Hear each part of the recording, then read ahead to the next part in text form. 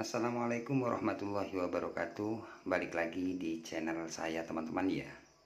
Jadi di video ini saya akan berbagi pengalaman teman-teman ya. Pengalaman gagal bayar di aplikasi kredit pintar ya. Jadi di video ini saya akan berbagi khususnya teman-teman yang saat ini telat bayar ataupun gagal bayar di aplikasi kredit pintar. Buat teman-teman yang saat ini terjerat di aplikasi kredit pintar, mungkin kalian sudah telat ya ataupun gagal bayar, kemudian pengen tahu resikonya seperti apa. Misalkan kalian telat bayar ataupun gagal bayar di aplikasi kredit pintar. Jadi di video ini saya akan berbagi pengalaman teman-teman ya, seperti apa sih resikonya misalkan telat bayar ataupun gagal bayar di aplikasi kredit pintar. Oke, tanpa lama-lama teman-teman ya, seperti biasa buat teman-teman yang baru menemukan channel ini, jangan lupa tekan tombol subscribe-nya teman-teman ya, agar teman-teman tidak ketinggalan info terbaru dari channel saya. Oke, tanpa basa-basi langsung saja yang pertama saya akan buka untuk aplikasinya ya. Agar apa? Agar teman-teman bisa lihat tagihan berapa ya. Oke. Jadi langsung kebuka teman-teman ya. Jadi langsung otomatis kebuka ya. Ya, seperti ini ya. Oke teman-teman, nah di sini teman-teman bisa lihat ya, untuk tagihan di aplikasi kredit pintar ini lumayan besar teman-teman ya. Dan sekarang sudah mencapai 15 juta. Tapi untuk tagihan 15 juta ini sudah stop ini teman-teman ya. Jadi sudah stop dari bunga atau denda ya. Ya. Untuk pinjaman awal atau pokok ya sekitar kira-kira 10 jutaan lah ya, karena sudah lewat berapa bulan ini. Kalau kita lihat 245 hari ya. Jadi artinya sekitar 8 bulan ya. Kalau nggak salah teman-teman ya. Kurang lebih 8 bulan gagal bayar di aplikasi kredit pintar ya. Nah, untuk cicilan yang pertama di sini teman-teman bisa lihat 26 ya, Maret ya. 2.670.000 sekian ya. Nah, untuk cicilan yang kedua 26 April ya, 12.477.000 sekian teman-teman ya. Jadi total ini plus bunga atau denda itu 15 juta sekian ya. Untuk pinjaman pokok awalnya ini kisaran di 10 juta ya. Tapi ini sudah stop dari bunga atau dendanya ya. Jadi buat teman-teman yang masih belum paham untuk bunga pinjol itu, kalau teman-teman masih telat 1 bulan atau 2 bulan itu masih tetap berjalan untuk bunganya ya. Kapan bang kalau bunga sudah stop atau sudah berhenti? Ya kalau teman-teman masih belum sampai 3 bulan, keterlambatan itu akan akan berjalan. Kalau sudah lewat 3 bulan itu akan otomatis berhenti, seperti itu teman-teman ya, untuk bunga pinjol ya, kurang lebihnya seperti itu ya. Khusus teman-teman yang masih belum paham untuk bunga ya. Jadi untuk bunga, misalkan teman-teman masih belum lunas, belum bayar, itu akan berjalan setiap hari ya, selama teman-teman masih belum sampai 3 bulan ya. Jadi kalau sudah lewat 3 bulan itu akan berhenti. Contohnya seperti ini ya. Ini sudah stop, nggak nambah lagi meskipun telat berapa bulan, ini sudah stop, nggak berhenti. Oke, nah di sini saya akan berbagi sesuai pengalaman teman-teman ya. Untuk aplikasi kredit pintar ini daerah Jawa Timur teman-teman ya. Ini daerah Jawa Timur ya. Untuk pengalaman gagal di aplikasi kredit pintar ini DC pernah datang ke rumah ya. Jadi pernah datang ke rumah sekitar telat hampir 3 bulan ya. Ya, hampir 3 bulan baru didatangi ya. Setelah itu dapat WA lagi ya, DC. Tapi ya intinya kalau DC datang ke rumah itu pastinya nagih kan. Tapi memang tidak ada dana ya, apa boleh buat. Tinggal konfirmasi masih belum ada dana seperti itu.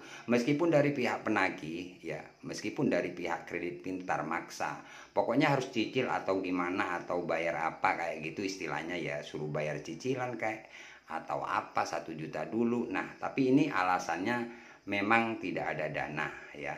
Setelah itu pulang ya, untuk DC kredit pintar ini daerah Jawa Timur loh teman-teman ya. Itu pulang sekitar 2 hari dia WA lagi katanya mau datang ya.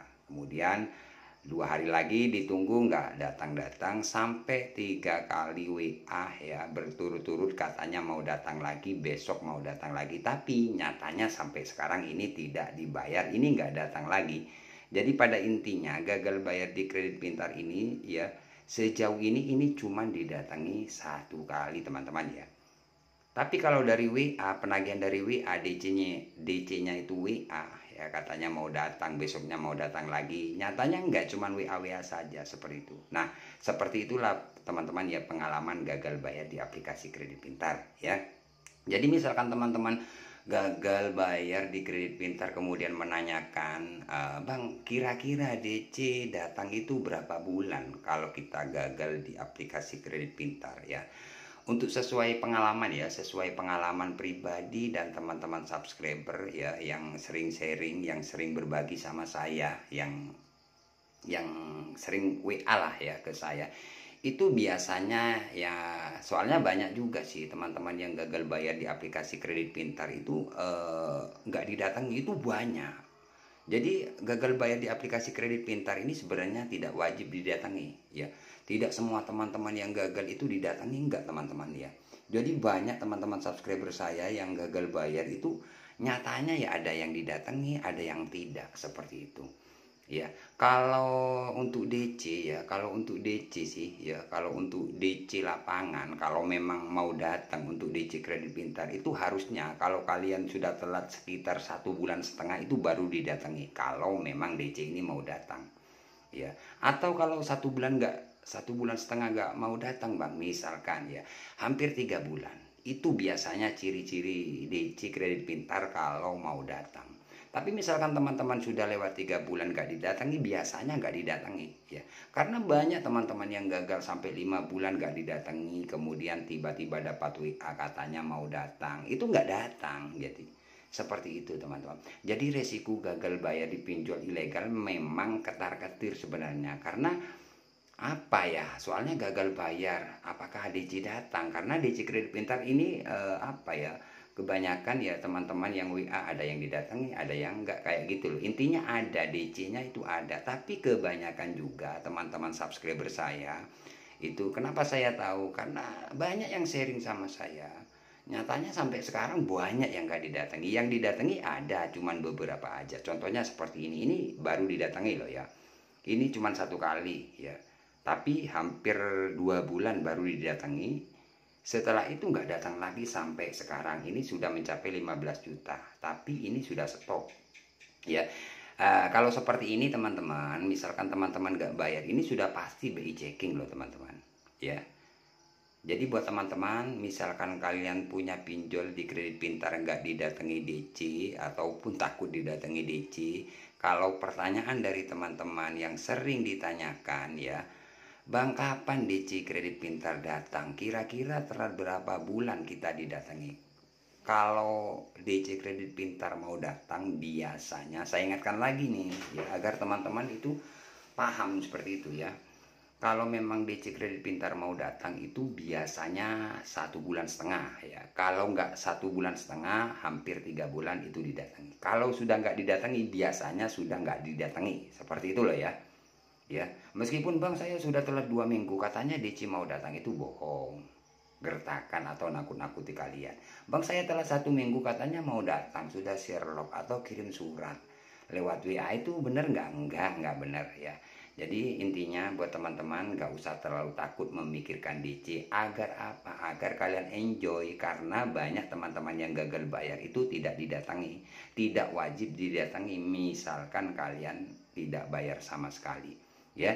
Jadi seperti itulah teman-teman resiko gagal bayar di pinjaman online. Ada sebagian dari teman-teman, bang saya sudah telat 1 bulan ini, kemudian katanya DC mau datang besok. Bang ini sudah kirim surat, besok mau datang atau sekarang mau datang katanya. Itu kalau dapat WA kayak gitu, itu hanya nakut-nakuti saja. Sebenarnya DC Kredit Pintar kalau mau datang itu nggak seperti itu. Dia senyap, dia diem, tiba-tiba datang gitu loh teman-teman ya. Misalkan teman-teman dapat WA, telepon ya 30 menit ke atas ke depan, kalau nggak bayar Anda akan kami jemput, dananya full ya tanpa potongan, itu bohong, itu nakut-nakuti 100% ya.